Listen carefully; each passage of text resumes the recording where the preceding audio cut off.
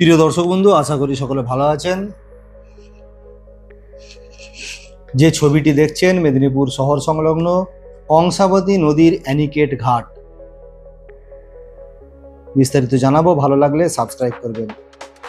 মেদিনীপুর শহরের প্রান্তে যে অ্যানিকেট ঘাট রয়েছে, সেই অ্যানিকেট ঘাটের ছবি দেখছেন। জল ছাড়া হয়েছে বিভিন্ন জলাধার থেকে, দুদিন থেকেই জল ছাড়া শুরু হয়েছে।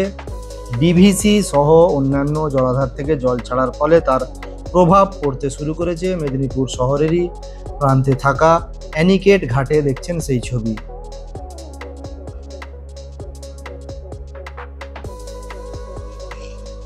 জল যে ছাড়া হয়েছে বিভিন্ন জলাধার থেকে, তার ফলে কিছুটা প্রভাব পড়তে শুরু করেছে এই অ্যানিকেট ঘাটে। দেখছেন সেই ছবি। জল বাড়তেও শুরু করেছে ইতিমধ্যেই।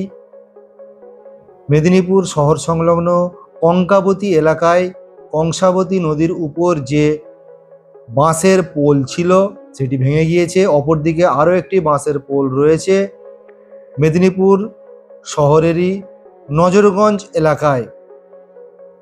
সেখানেও যে অস্থায়ী যে ভেঙে যাবার পর যে মানুষ পারাপার করবেন তার জন্য যে নৌকো, সেই নৌকো রেডি করা হচ্ছে।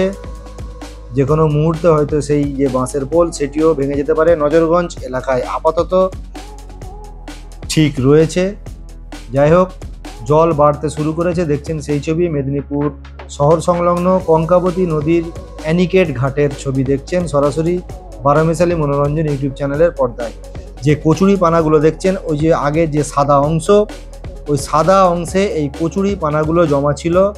জলের তোড়ে, জলের ঢেউয়ে জল বাড়ার ফলে সেই কচুরি পানাগুলো ক্রমশ এই দিকে চলে এসেছে, নিচের দিকে।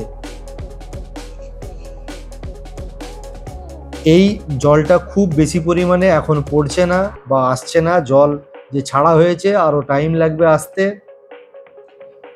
প্রশাসনের পক্ষ থেকে একাধিক ব্যবস্থাও নেওয়া হয়েছে।